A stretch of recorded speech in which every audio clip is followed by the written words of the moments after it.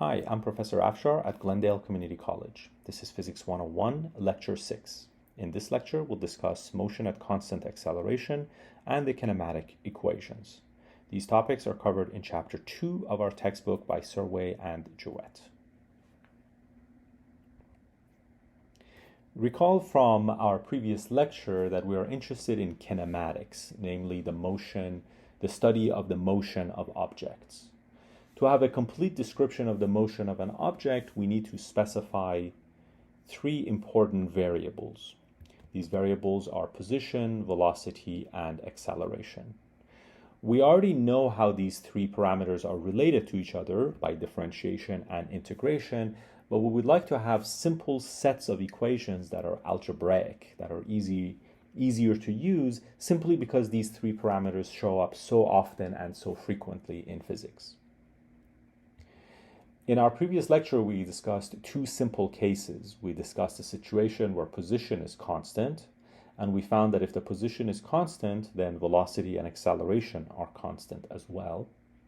We also examined a slightly more interesting case where the velocity was constant. In that case, the acceleration was constant, but the position was not. Today, we'll examine the case where only the acceleration is constant, but position and velocity are not constant. To have a concrete example in mind, imagine a car moving with constant acceleration 5. If we're using SI units, then we would say that the acceleration of the car is 5 meters per second squared. So the SI unit of acceleration is meters per second squared, or meters per second. Write an equation for the car's velocity, and eventually we'd like to write an equation for the car's position as well.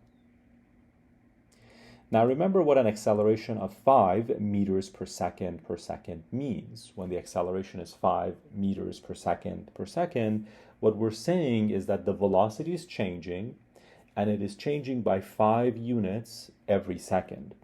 So the velocity is increasing by 5 meters per second of time.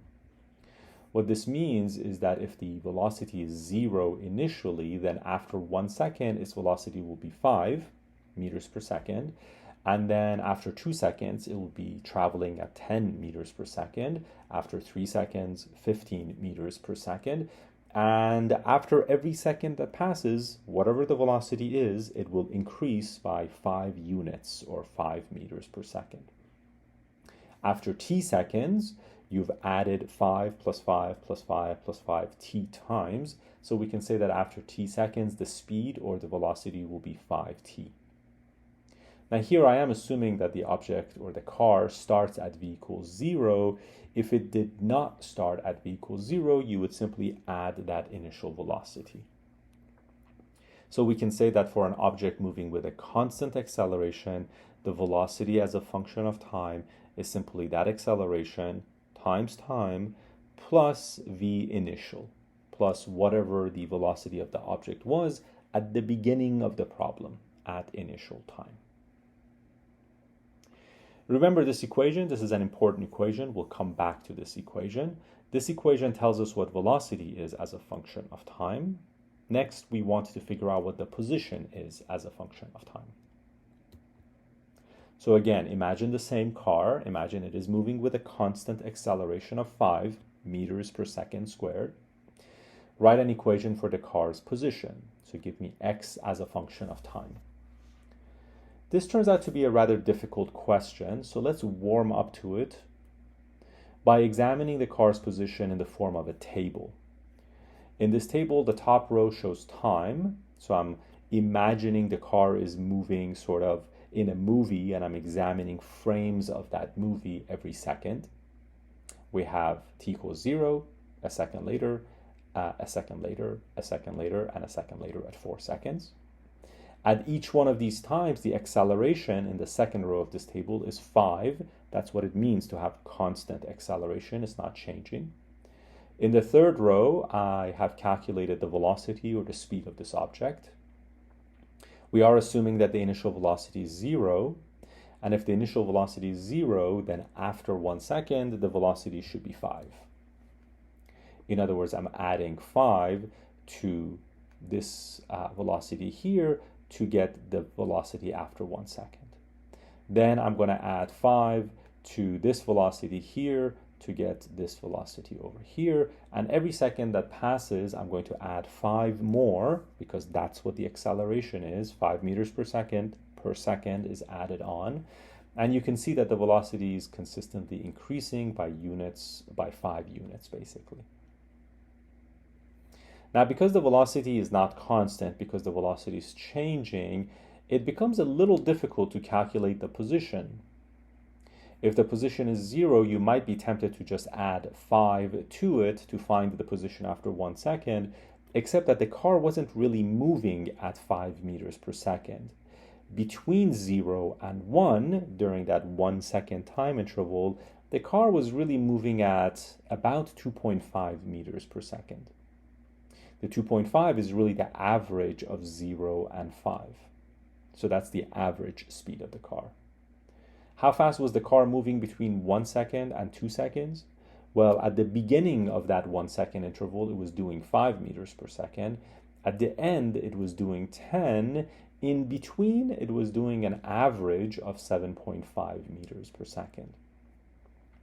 The average is important because the average is the thing that tells us how much distance we're traveling. If the object starts at 0 after 1 second, it will have traveled 2.5 meters. Another second goes by, and in that second, it will have traveled 7.5 meters. And so I'm going to take 7.5 and add it to 2.5 to get 10. Between 2 seconds and 3 seconds, the average velocity or speed is 12.5 meters. So that's how much distance will be traveled in that 1 second. I'm going to add that to 10 to find that the position after 3 seconds is 22.5. As you can see, this is a very tedious way of calculating position. We'd like to have a better way of actually calculating the position. Making a table like this and understanding it can be quite tedious and time-consuming.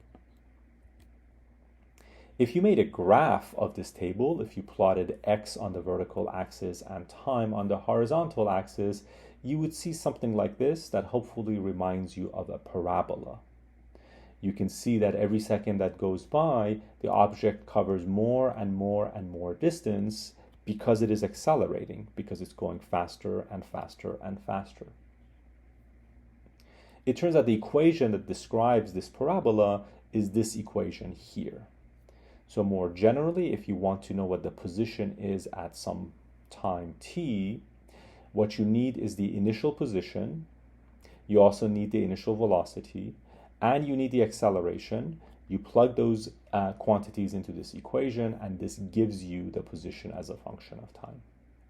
You can tell that this equation describes a parabola because it involves t squared, so it's a quadratic equation or a second order polynomial, so it must describe a parabola here. Here I haven't really derived this equation, I've just sort of given you this equation on the basis of this table and this graph, but on the next slide I'd like to derive this equation rigorously using calculus. So the final equation that I showed you on the previous slide is an important one. You're going to be using that equation many times throughout this semester. So let's derive it here using a more sophisticated calculus method. Once again, I'm going to start with the definition of velocity. Velocity is dx dt. I'm going to remember that the derivative is a lot like a fraction, so I'll bring the dt to the other side and write this equation as dx is equal to v dt. I'm going to integrate both sides of this equation. I can do whatever I want to the left side so long as I do it to the right side. So I'm going to integrate both sides. Although I'm going to be careful about my limits of integration. If you're doing an x integral, then your limits should correspond to the variable of integration. So you need x initial and x final. On the right, we're doing a t integral, so we'll need t limits of integration. Here the acceleration is constant, but the velocity is definitely not constant. If the acceleration is 5, for example, then the velocity is going to be increasing by 5 units every second. So I cannot just take the v out of the integral. I need to know how v depends on time. 2 slides ago, we figured out how v depends on time. We found that for an object with constant acceleration, the velocity is equal to whatever the initial velocity is plus at. So acceleration times time. I'll take that function and I'll plug it in here for v, and I'm now going to carry out the integral.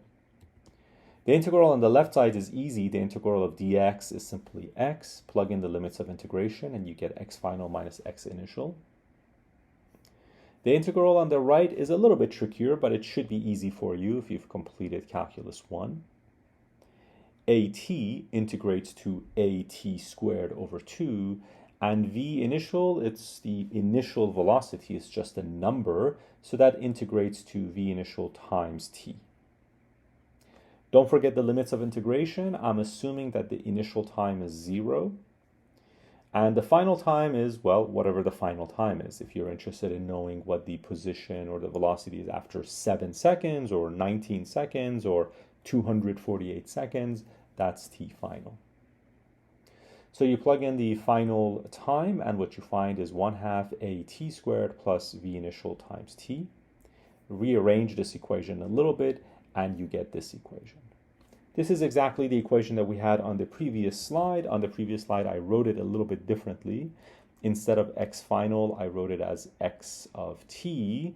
So t stands for t final. And so on the right side, we get 1/2 at squared plus v initial times t plus x initial. These two equations are really the same thing. They're just different ways of writing the same, expressing the same concept. This equation, as I said, is extremely important, so you should probably memorize it as you'll be using it many, many times over the course of this semester. Let's do a practice problem with some of the equations that we've learned so far. Suppose you're cruising on the freeway at a steady 40 miles per hour en route to your friend's house. Your friend calls you to tell you that you are late. So you press on the gas pedal, accelerating at 5 miles per hour, or 5 miles per hour squared. At that time, you're 100 miles away from your friend's house. How long before you arrive at your friend's house? So you're going to your friend's house. You're still quite a ways away, 100 miles away. But because your friend has called you to tell you that you're late, you decide to speed up things a little bit. So you floor the gas pedal, and you acquire an acceleration of 5 miles per hour, which isn't much. Basically, you're going to go 5 miles per hour faster every hour that goes by. What we want to know is how long, as in how many hours or how many seconds it will take before you arrive at your friend's house. What we're asking for is really time, and what we're given in this problem are things like initial velocity and acceleration, and also distance. The equation that we'll need to answer this particular question is this equation here. This is the equation that we just derived on the previous slide. To use this equation, you need to know what the various parameters in this equation mean. You'll have to use a coordinate system. As you're driving to your friend's house, you can choose your current location as the origin of the coordinate system. So if we put the origin where the car is, when you get that call from your friend, we can say that x initial is simply 0, and x final is going to be 100. That's the final location. That's where the problem ends as far as we're concerned. V initial is the velocity that you had at the start of the problem. That would be 40. That's this number here. And the acceleration, of course, is given to you as 5. That's this number here. Notice, incidentally, that all of these numbers are non-SI units. They're in miles and hours. Technically, we'd like to be using meters and seconds. But if you're consistently using the same unit, then you're actually safe to plug those numbers into this equation without doing conversions. At any rate, the point for now is not conversions. For now, we just want to learn how to use this equation. So look at what we have. We have an equation in which we know everything. The only thing that we don't know is t, and that's what this question is about. When you're asked how long before you arrive, they're basically saying, what is t? So we plug all these numbers into this equation, and what we find is essentially this equation. 100 is equal to 1/2 times the acceleration t squared plus 40t plus 0. You should recognize this equation as a quadratic equation. To solve an equation like this, we need the quadratic formula. Recall what the quadratic formula is from your algebra class. This is an important equation that you will probably should memorize and will end up using quite often. A, B, and C refer to the coefficients in the quadratic formula. You may want to write this equation in a slightly different fashion. If you move things around a little bit, 1/2 times 5 just becomes 2.5t squared plus 40t. And then remember to bring the 100 to the other side, so you'll get minus 100, and that is equal to 0. So you can say 2.5 is my A, and 40 is B, and minus 100 is C. You'll take A, B, and C, plug them into the quadratic formula to solve for t. T is the unknown in this equation. And when you do that, you'll find that t is equal to 2.198 hours, which boils down to about 2 hours and 12 minutes. I should mention that the quadratic formula usually gives you two answers because there's a plus and there's a minus in the quadratic formula. In this particular case, if you want, you can also calculate the second answer. You'll see that it'll be a negative number. We'll reject it on that basis, right? The idea is that when you get to your friend's house should be some positive number, not some negative number.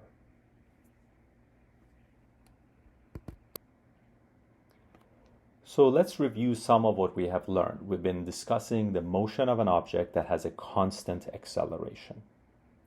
When the acceleration is constant, the velocity and the position will change. We would like to know what the velocity and the position are. And the two equations shown here tell us exactly that. If we know where the object was located at the beginning of the problem, that's x initial, and we know how fast it was moving at the beginning of the problem, that's v initial, and we know what its constant acceleration is, if we have those pieces of information, then we can figure out its position and its velocity at any later time. So these two equations give us predictive power. Given a few pieces of information, we can figure out the motion of the object, its position and velocity at any later time without the need to do any integration or differentiation. And that's kind of important. Now, it turns out that as useful as these equations are, sometimes all the pieces are not known. So we'll encounter situations where, for example, time is unknown. Or we'll encounter situations where the acceleration is unknown. How do we figure out the final position or the final velocity? We can do that by combining these two equations. One way to combine these two equations is by taking equation 1 and solving for t. So you can take equation 1 and solve for t, and then you can take that result and substitute it in equation 2. I won't go through the detailed algebraic steps. I think you can probably do that on your own time. If you do that, if you solve for t in the first equation and plug it into the second equation, much like what you would do with a system of equations, you would get another equation, that's equation 3 shown here.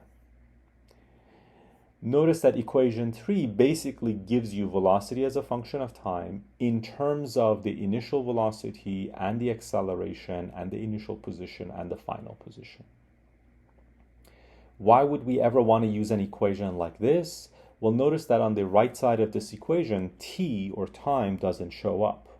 So you'll encounter problems where the acceleration is given to you, initial and final positions are given to you, but time is not given to you, in that case, you should be thinking, well, I can't use equation 1 or equation 2, so I'll use equation 3. So equation 3 is a nice supplement to these other two equations for those situations when the time is not given to you. You can play the same game in a slightly different way. You can again go back to equation 1. Instead of solving for t, this time you can solve for acceleration. And then you can plug that result into equation 2. And if you manipulate the equation with a little bit of algebra, you'll get a fourth equation that gives you the position of the object as a function of time in terms of x initial, v initial, v final, and t. Notice in equation 4, there's no acceleration on the right side. And that's a useful fact to note because sometimes you'll be given problems where the acceleration is unknown and you still want to know what the final position is. In that case, equation 4 is extremely useful. I won't ask you to repeat this derivation of these 4 equations, but these 4 equations are incredibly important. You should probably memorize these equations or at least have them written down in your notes because you'll be using them quite frequently over the next few weeks. The 4 equations that we were just talking about together are referred to as the kinematic equations. Recall that these equations are valid for constant acceleration. If the acceleration is not constant, then we'll need more sophisticated equations. We'll handle situations like that in chapters 7 and 8. But for the next few weeks, really the only problems that we'll be discussing are situations where the acceleration is constant. So you should be using one or maybe a combination of these 4 equations. You might be wondering, well, which one of these equations do I use? And the answer depends on what information you have. It depends on the situation that you're trying to discuss. If you look at these 4 equations, you'll see that there are basically 6 parameters: initial position, final position, initial velocity, final velocity, acceleration, and time. Notice there is no initial acceleration or final acceleration because we are assuming that the acceleration is constant. So really x initial is equal to x final. Acceleration doesn't change, so we just refer to it as a. Also notice that there is no t initial, t final, basically because we're assuming initial time is equal to 0 and final time is denoted simply as t. So there are 6 parameters that are involved, and the typical problem involving kinematics equations is a problem in which maybe 3 or 4 of these parameters are given to you, and then you're asked to solve for the 5th or the 6th one. So you need to kind of go through this list of equations here and strategically choose the right one that involves all the known information so that you can calculate the unknown quantities. Let's do a practice problem involving the kinematic equations. A car initially stopped at a traffic light, accelerates forward at 3 meters per second per second. What is its speed after it has traveled 200 meters? Now, before you start using the kinematics equations, before you start plugging in numbers and doing a lot of algebra, make sure you're reading the problem carefully. Make sure you understand what's given to you and what is being asked for. In particular, note that when you are told the car is initially stopped at a traffic light, this is basically telling you that v initial is equal to 0. This is important. Remember that the kinematics equations involve 6 parameters, and some of those are often known or given to you, and then you're being asked for the other ones. V initial is one of those parameters, and when you're told the car is stopped, or it is at rest, or it is not moving, or it is stationary, all of those things are basically telling you the same thing, that v is equal to 0. You're also being told that the acceleration is 3 meters per second, so maybe next to that you can say a is equal to 3 meters per second, which means every second that goes by, This car will be going 3 meters per second faster. What is its speed after it has traveled 200 meters? The 200 meters is basically x final. And here we can assume that x initial is 0. So we're basically choosing our coordinate system so that the origin coincides with the initial position of the car. And you're being asked for its speed, which means that you need to find what v final is. So notice a whole series of parameters are given to you, and the thing you want to solve for is v final. So make this kind of a summary for yourself every time you do one of these kinematic problems. And then you can turn to your kinematic equations. These 4 equations are the ones that we've been talking about. You need to systematically go through this list and decide which one is useful and which one is not. As you go through this list, you might notice that equation 1 is not useful. It has v final on the left. That's good. That's the thing we're after. But on the right, in order for me to use this equation, I need v initial, I need acceleration, and I need time. Notice this particular problem does not give you any time information. This problem is not asking you what is its speed after 200 seconds. It's telling you what is its speed after the car has traveled 200 meters. So for part A of this problem, equation 1 is not really suitable. Equation 2 is also not suitable because it doesn't have v final in it. Remember that we're interested in the final velocity of this car after it has traveled 200 meters.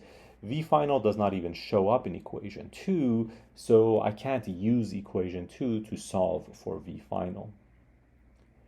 Equation 3, on the other hand, is a very nice equation. If you look at equation 3, you'll see that it's quite suitable because I know what x initial is. X initial is going to be 0. I know what x final is. That's going to be 200 after it has traveled 200 meters. The acceleration is going to be 3. That's given to us. And v initial is going to be 0. All of these parameters are given to you in the statement of the problem. So you can plug all these numbers in, find what v squared is. Don't forget to take the square root, and you'll find that v final is equal to 34.641 meters per second.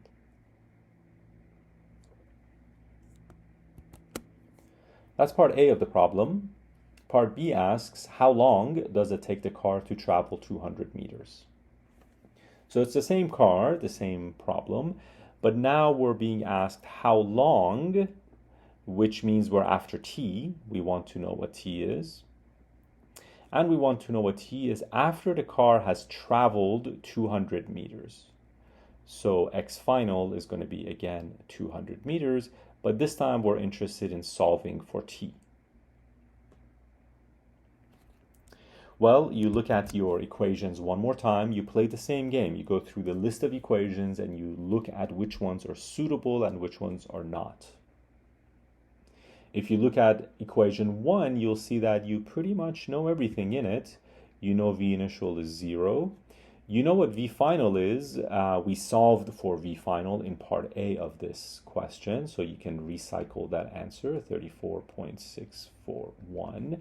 You know what a is. That's given to you. The acceleration of the car is 3. So it turns out equation 1 is actually perfectly suitable to answering part B of this problem. The only unknown is t, so shuffle things around, isolate t, and when you solve for t using your calculator, you'll see that t is equal to 11.547. Incidentally, you didn't have to use equation 1. You also could have used equation 2. If you look at equation 2, you'll see that you know what x initial is. That's 0. You know what x final is. That's 200. You know the acceleration is 3.